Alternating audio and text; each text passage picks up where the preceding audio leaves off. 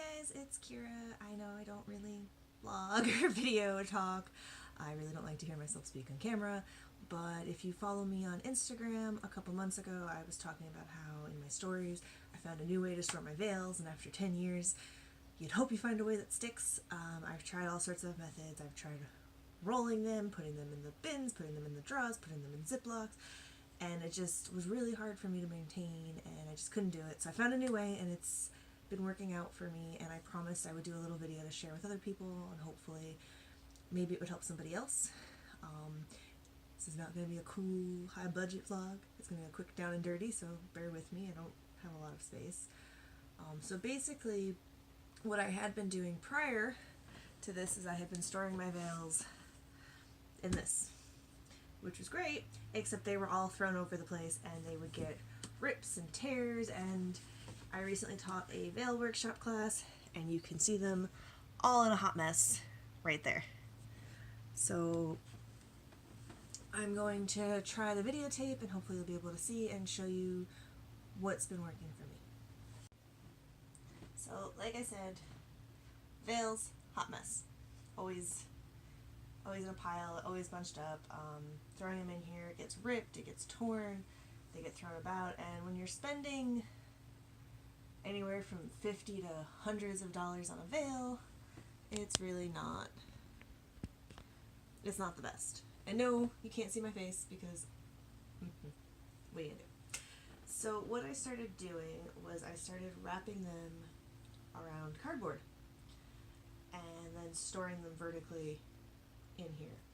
And I found that when I finish, it lets me see what my veils are, so I'm not digging around to find that matching yellow veil or purple veil for my costume.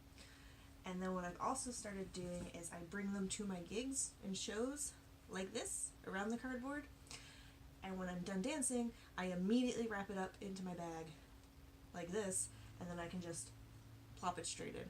Otherwise it sits around and it gets thrown about and so forth and so on. So I like to use Sterilite containers. I don't have a lot of space in my apartment, and I like the ones with the holes so that the air can still breathe in and out. I do try to store them up off the ground so that bugs can't crawl in them, or if there's a flood. So that's been super helpful. And what I did was I used Amazon boxes, but whatever cardboard boxes you get in the mail, and I cut them into little strips. And so I wanted mine to be able to fit 2 rows of veils. I'm a veilaholic, so I have a lot of veils. I did not want containers. So I make them shorter than the top, and maybe like a third of the width, give or take, a little less than half. The reason for that is you want to leave room for the veil, because as you start rolling the veil, it's going to start getting wider and taller. So, and it's not an exact science, like not all my pieces are created equal. Do the best you can. And so what I would do is I take a veil, pardon my wrinkled unforgiveness, and I would try folding it. I've experimented with what direction to fold it. I would encourage you to do the same to see what works for you.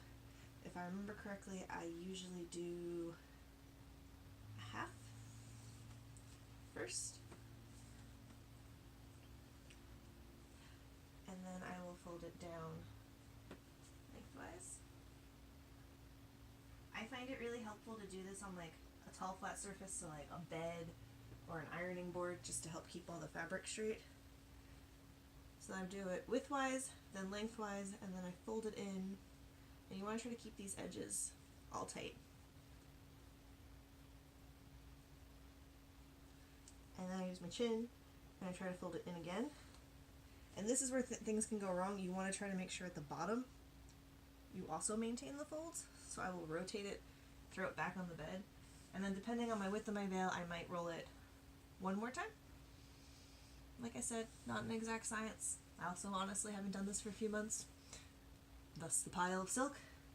I take my piece, I put it on one end, and then I just start rolling it.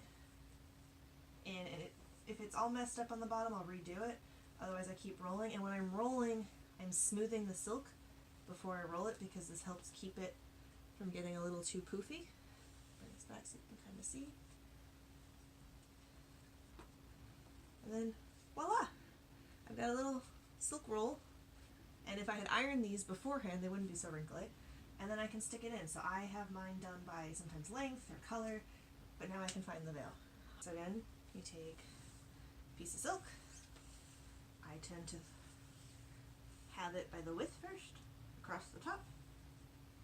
Using your chin is super, super helpful. If you're not a germy person, use your mouth.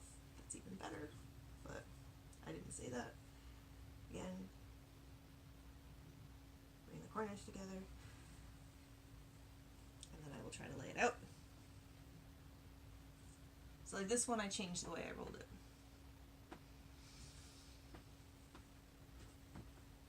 Get its ends, smoothing it out.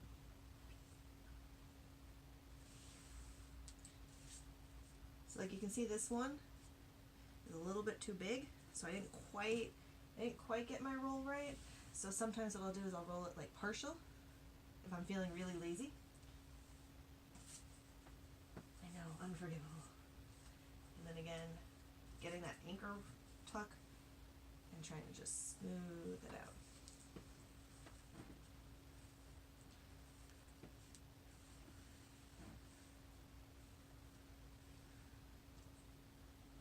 This method works for half circles too. So we got a long chiffon one here.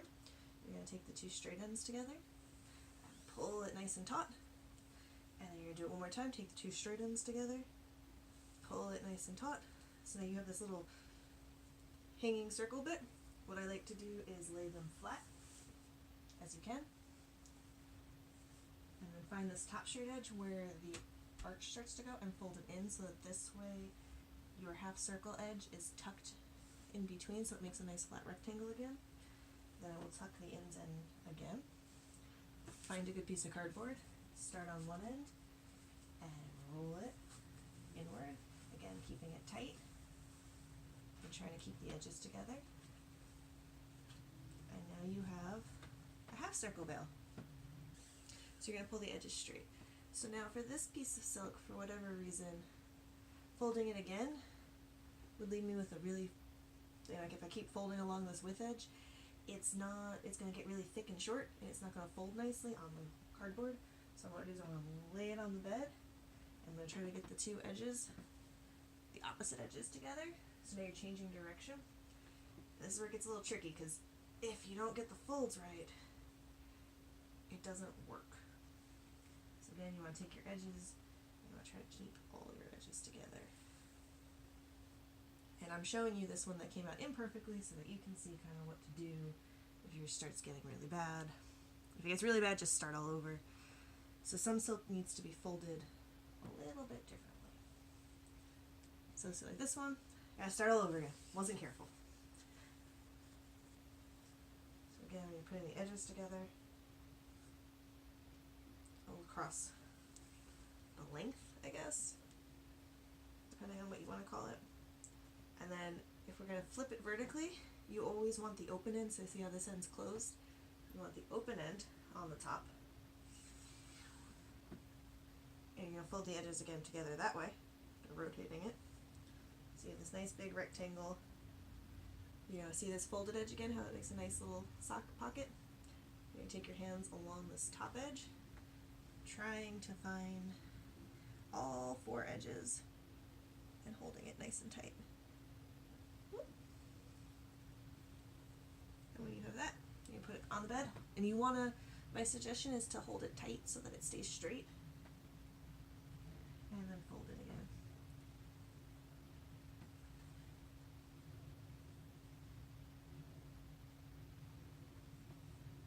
You kind of smooth it out, adjust it, and fold. As you start doing more of them, this will go faster. I know it might seem like a lot, but it's made a huge difference for me. Again, piece of cardboard along the edge. And I always leave like a little bit to hold on to kind of help flip over. Flatten roll. Flatten roll. Flatten roll. Roll. And then what I also like to do is, see how there's always this little tail bit?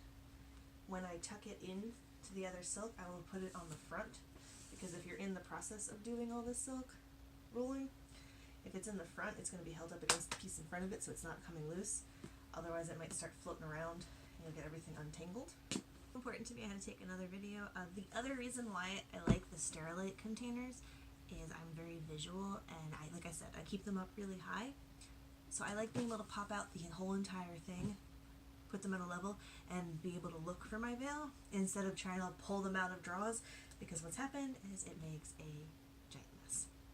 I'm not totally finished, but if you kind of want to see what it looks like, and sometimes I'll organize them by length, color, style. So usually, like, because I don't use them as much, I will put my half circles or my specialty veils in the back, because I know I'm not reaching for them as often, and then I'll usually put 4-yard veils and then mix and match up the front.